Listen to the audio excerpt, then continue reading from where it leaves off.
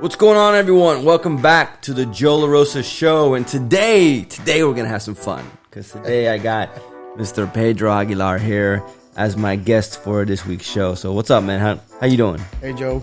Good morning. How you doing?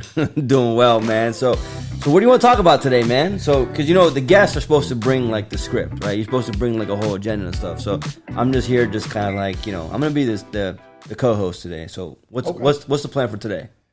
Well, I mean, first of all, I want to say thank you for having me on your show. It's an honor to be here. I just want to have fun today, Joe. Just talk a little bit about not business, but just things, family, parents, how we balance time. He didn't know I was going to do this to him, so I just kind of put him on the spot right now. So listen, so Pedro, so you guys don't know this. Pedro is an awesome dude. So my wife was really adamant about the fact that I needed to kind of get back out there and kind of create my podcast and so on. I'm going to admit this on the air, babe. So I'm being honest and being vulnerable here. She's always right. I never listen to her. And so you were the one that kind of like pushed me over the edge because, she was always saying, you got to do it, you got to do it, you got to do it. But then you were like, Joe, you got to do like your show again, man. You got to do like the Joe LaRosa podcast. So I appreciate you, man. So listen, we're here really because of my wife, absolutely. But you were the one that kind of like, officially kind of said, all right, please push me over that edge. So I appreciate you being there. I appreciate those comments, and if you get thrown out of the house, I got an extra room. Oh, I appreciate that. Just let Dina know that. So I appreciate that. No, Joe, when I mention that to you is because a lot of people don't know about you. Yeah. They know who you are, but there's so much to you, man. Not outside the business, you being a great father and what you do in the community. And I just think that it's time for Orlando to know that they have a leader within the area, in the real estate industry as a leader as you are. I appreciate that, So man. I'm happy to see you doing this. Like I said, I'm honored to be here. And I'm looking forward where this whole podcast thing goes, for many years to come.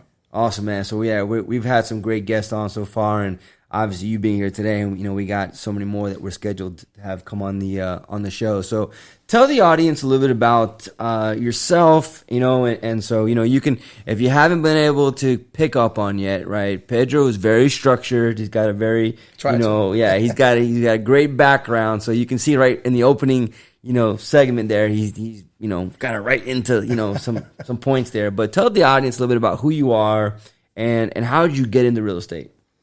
Well, obviously, I'm raised here. I'm actually born in Puerto Rico, left Puerto Rico when I was 14, came here to the States, went to Osceola High School, graduate. I'm a Cowboys, go Cowboys. Yeah. Play a couple sports. And like any other athlete right in high school, you're always striving to get that scholarship. Opportunities were there. Valencia Community College back then, people don't know this. They had a great sports program back then. Really? It was Miami-Dade and Valencia. Yeah, and then Manatee, right? So anyways, so sports kind of came to an end at high school. And then I remember that recruiter, right, walking around the campus, and I was that guy, like, nah, I'm not going to military, man, scholarship, man, I'm going to play in the pros, type thing. So I had to do the little walk into the office. I walked in, and anyway, long story short, I put in time. I retired from the United States Marine Corps in 2015.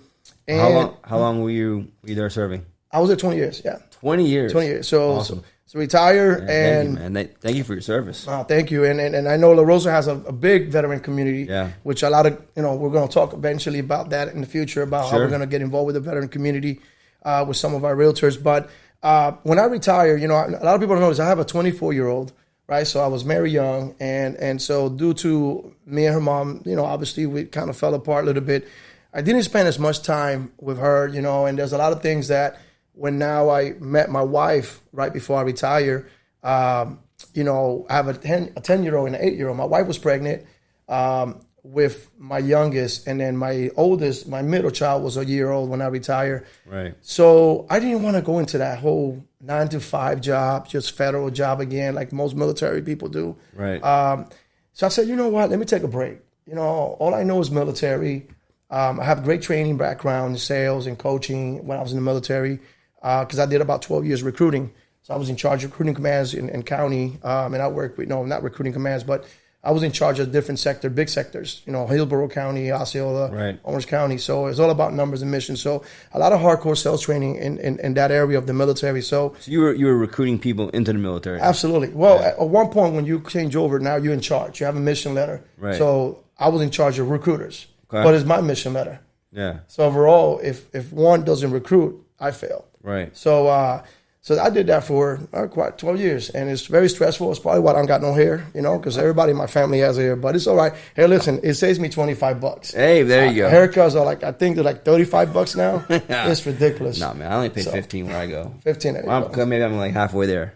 Where you go to? Was it Supercut? Oh, sorry, what was it? Man, Walmart? Supercuts. I go to a nice barber shop here in town. Okay, must be a good discount, $15. Yeah. So anyway, long story short, Joe, is I came to real estate because I have a passion to help. And I think, that has helped me a lot growing in this industry, because when you're passionate about helping others, which you're one of those guys too, you like to help and you're always about your agents and your brokers. I wanted to do something different. I wanted to have more time for my family. My 24-year-old, like I mentioned before, I didn't spend as much time with her. So I didn't want history to repeat itself, and so I'm enjoying life, man. Just real estate has been a blessing. When you do things right, you get a lot of referrals, new business, and it's just allow you to be there after practice, after work, practices, games. So you found that balance. I did, man. Because you're still working. I mean, you're still hustling. I mean, people don't think we work, but real estate agents, we work. Well, listen, I mean, we've talked about this on other episodes where I've had other guests on. You're a Blue Diamond member now, right? So you're in the upper echelon there, within La Rosa. So I mean, obviously you're out there hustling, and on top of your own sales, okay, I know that you spent obviously a significant amount of time and still are really one of the main leaders there at a Nona Legacy in Lake Nona. And obviously I know that Norquis has obviously played a huge role in your real estate career now. So you've been helping, using some of your skill set about going out there and recruiting. And then I had to go back to Norquis and say, can I borrow Pedro? Can I utilize him? And she was so gracious to have me, or to allow me to have you kind of bring you over here and also help us on the education. So you're balancing, not just having being an amazing father, being out there in the community, your own sales, right? You're just crushing it. You're helping out on the recruiting side, and as a leader there at Nona Legacy in Lake Nona, and you're our director of education now. Absolutely, thanks. So that's a lot of balls to be juggling there up in the air. I mean, time management. Yeah, time management for sure. Time management. So you got to balance out your time and prioritize things, and you have to find a happy medium, within yourself and your obligations, because stress. I always say if you're stressing too much, you're gonna burn out. You're gonna, health issues. I know so many people that are wealthy. Or they just say gym, people that go to the gym look good, but they live a stressful life. Yeah. They don't know how to time manage, and so they're, things happen, heart attacks, high blood pressure. So time management for me has worked, and I have to say that the Marine Corps helped me a lot with that, especially in the recruiting time, because we have a thing that should be SNR. It's like a paper, like 8 to 10 o'clock. Right. Weekly agenda that I had to every morning talk to my supervisor, show him what my plan was for the next day, what my interviews were. Right. And so it was a lot of structure on the recruiting side, So that has helped me a lot with crossing over to become a business entrepreneur, right? But I have to say a lot of also is credit to leaders. Norquis is a great leader in Nona Legacy now. Yeah. Right? Almost, I can't say Lake Nona anymore. Let's get in trouble here. But Norquis is a great leader. I'm glad I came across, the office there in Narcousie. And then obviously the leadership comes from the top with you, as well. So you guys are both, believe it or not, very similar leadership styles. Yeah. It's probably why you have a lot of, intensive conversations you guys always have, so. But no, time management, like I said, is important, and it's important for everybody, in the industry, whether it's you're an agent, whether you're a coach, anything you do, entrepreneurship, time management is what's going to lead eventually to results. You got to find time to do not only business, but also family and time for yourself, the hobbies, whatever it takes. So, Now, Joe, I got a question. I mean, I know you're the host here, but oh man, all right, man. I told you had to come here with an agenda, man. I'm gonna give you a break. All right, because you're asking me about me, my life, and what I do and everything. But I think it's important for people to know about you, man. You know, because everybody knows Joe, the founder, the CEO. You know, at one time a top producer. But what about you as a father, man? I know you're involved in a lot of community sports. You know, you got children.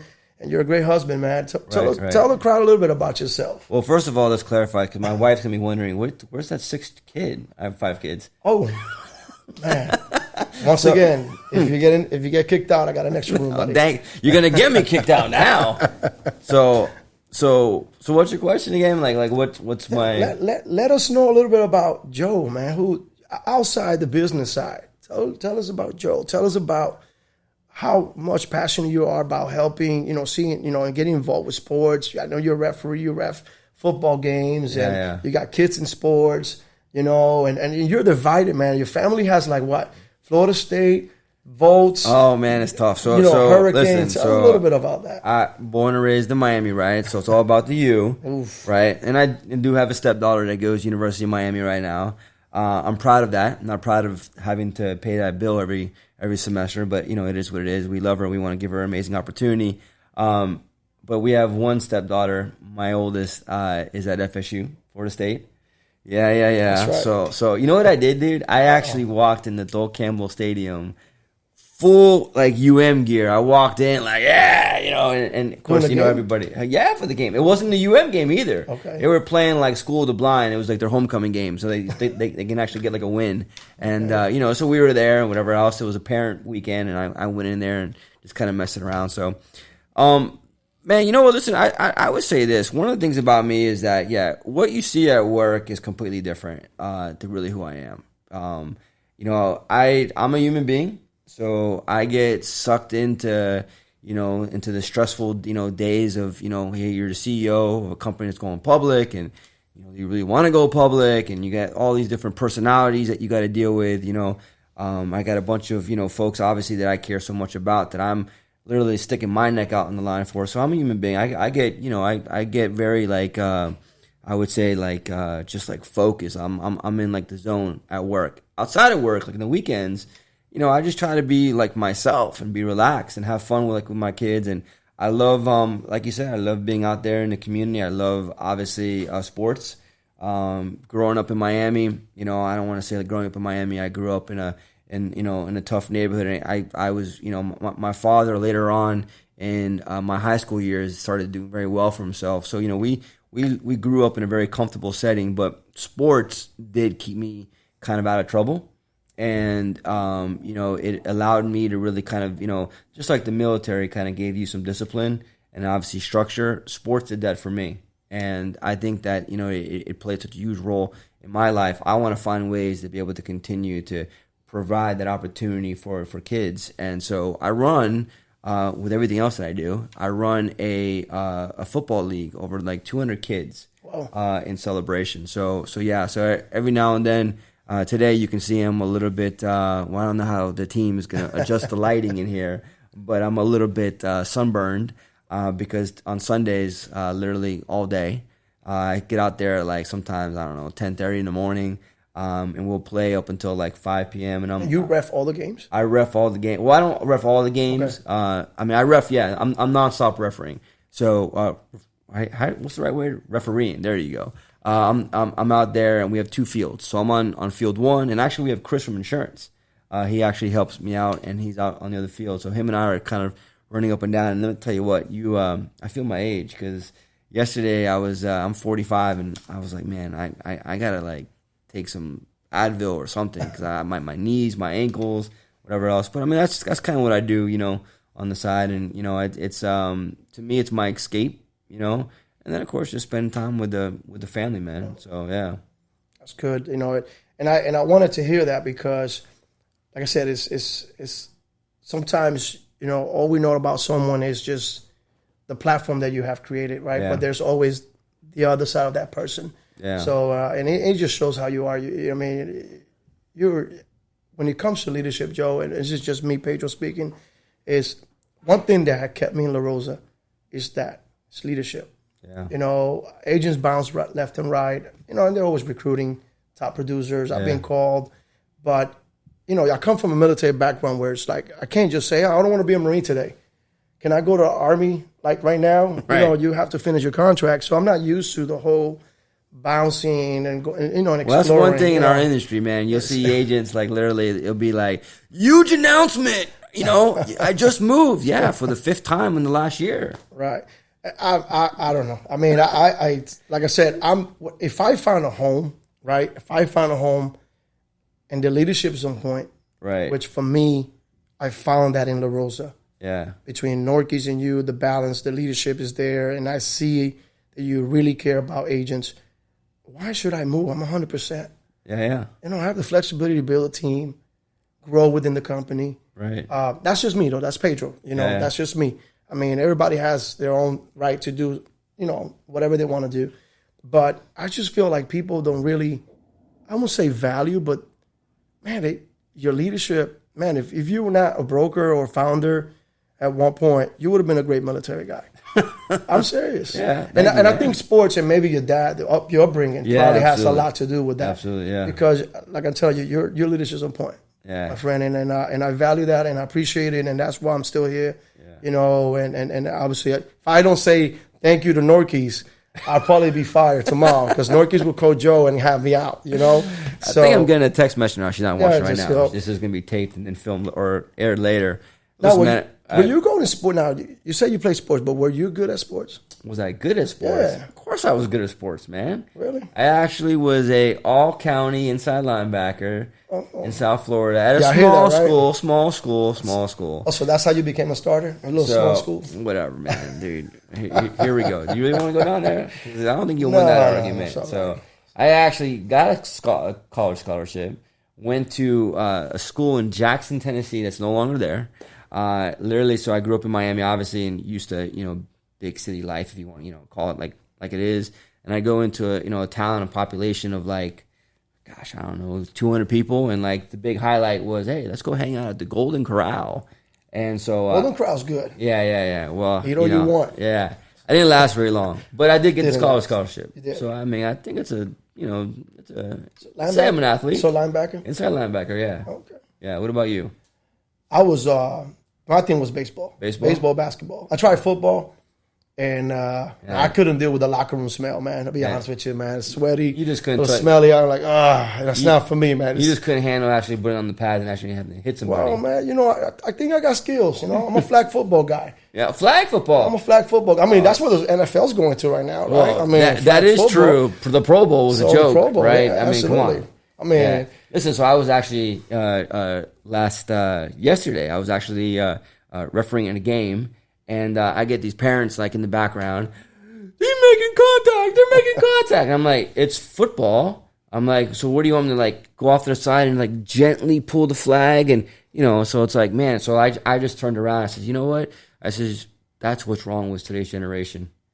And they looked at me like, what? I says, this is football. Let them play. Like, I'm going to call it, obviously, if it's roughing or if it's a real tackle. But if they bump into each other, give me a break, come on. Right. So, but anyways, man, we're going off on a tangent here, so. Yeah, listen, it's okay to talk sports. As long as we don't talk Tua, we're good. Anyways, let's move on to business. Here we go. So this guy is the ultimate Tua hater. Who is your guy? This should be the Joe LaRosa sports radio version because all freaking year this guy's talking about what's the dude's name from New York? The one that you were like in love with. What was the guy's name? Zach? Was it Zach? I don't know. Yeah. You know what I'm talking about. I suffer from a little bit of. Yeah, I'm sure. So he's like, I got text messages from you, like, basically hating on Tua. And besides a couple of the concussions, and don't even go down there and saying, oh, well, look, he's not reliable. The guy literally got like blasted a couple times, and he kept trying to play through. So that's just because he's got a big heart. But obviously, I think he did a lot better than your guy. I don't think your guys even make the roster next year. Oh, you got a point. Got to give you that one. Yeah. All right. Point. So. All right. Well, let's get back to recruiting and stuff because this guy will throw me off here. So, all right. So, two things I want to hit you up with real quick before we end today's episode. So, obviously, you've been now in the role of a recruiter, and now you've also been in the role of an educator, right? Yes. So, which one do you like the most? It's a tough question. I'm putting you on the hot seat. You better say educator because I'm paying you. I'm kidding. Well, I have to say education. Sorry, really? Norquis. Sorry, Norquis. Oh, I got no. I have to say education, and I'm talking just my role. Okay. Why? I think La Rosa is going to eventually come to a point where it's going to recruit itself. Means the company has so much to give, right, outside leadership, that if you're out there as a new agent and you're not even sitting down with someone to learn about La Rosa, right, then you're losing. You're losing a great opportunity to be part of something big. Mm-hmm. So for me, where I see most agents struggle is when they come into the business. Right. So I think education, in my position, I think for me it plays a bigger role, bigger impact on making sure that the agents have what they need, the tools, right, and the education, the training they need to survive. Mm-hmm. I mean, so education training for me is always a key element of anything you do in life. Whether it's, like I said, we teach our kids. Yeah. We treat values. Absolutely. So for me, training is my passion. Do you think that that's maybe led because of the fact that, or kind of the fact that you were recruiting first, and that maybe kind of led you into seeing it, because you would obviously recruit newer agents, or even just, intermediate agents that got, a few closings every year is what they've been averaging, and you bring them on, right? They come join our family, and then you see, man, well, they really need this to really kind of take it to that next level. Has that been part? I mean, I'm kind of leading you on here to it's part to of this it. Answer, but it's part of it. But I think a huge role of that is the culture. Yeah. So education is education, culture? right? The culture. The culture. Word? Culture. Oh, the culture. Culture. I think you said culture. No, culture. Like, CULTURE. Okay, all right. Culture. See, my Puerto Rican. Yeah. This guy was bragging about he had a radio voice before, and I'm like, he was trying to compare himself to Howard Stern voice. Yeah. I had a Howard Stern voice. No, I think the culture. Plays a big factor in that, because sometimes the agents could have all the training. Yeah. But if they don't feel like they belong, and they don't have an office where people are there to help people, then they could easily just be isolated. Right. And they want to stay home. Yeah. And then you're hurting yourself, because then you become just, I won't say obsolete, but you became like a caveman, right? It's like, this is not for me. Right. So I think when you have a good atmosphere, good culture in the office, great leadership, mm-hmm. and then good training on top of that, it's just a fine chemistry. Yeah. For a successful agent. And I think obviously we have that here in La Rosa, and you started that. I appreciate the whole family passion and growth. Yeah. Right. As a matter of fact, I'm dressed blue. Yeah, man. Where's your blue, Joe? I got blue underwear on today. Oh, there better be Hanes. You're a Jordan guy. Hanes, yeah. Jordan. No, man, I'm an Under Armour guy. Under Armour. I gotta have the flexibility. Oh man. Are we allowed to talk about this on the show? I don't even know. This show is being totally out of the norm, but that's what it's meant to be. Right? That's what it's meant to be. That's what it's meant to be. Yeah. So, but to answer your question, training for me is more of my thing. I'm very passionate about because of the impact that I have on not only the new agents, but agents that are trying to get to the next level. But then a lot has to do also with, like I said, the culture. Yeah. Is that a word? Yeah, that's okay. Word. Right? Culture okay. is. I think you said right? culture. So I'm making sure, man. I had an English teacher here today. Well, so that's one of my. I have a degree in that. You do? No, I'm just kidding. Okay. Wow. So, but yeah, to answer your question, that's where it's at. Cool, man. So. Well, listen. I mean, one of the things I got to be honest. When Norquis and I were talking about, trying to find a way to bring you into the corporate office, I was thinking, man, how is he going to mix with everybody? And I gotta say, man, dude, I am, I'm proud of all the moves that we have been able to make here at La Rosa. But one of the ones that I am actually like the most thankful for, that I actually had like just the I won't say call it the guts, but just I'm gonna take this action right now. I'm gonna make this happen. I'm gonna bring him on. I am so glad that we did that, because you are just an amazing kind of fit here within our company culture, right here at the corporate office. And, you have been really someone that, I truly appreciate. Where, to be honest, I used to think you were a pain in the ass sometimes when you would come to me with feedback. Norquis thinks about me.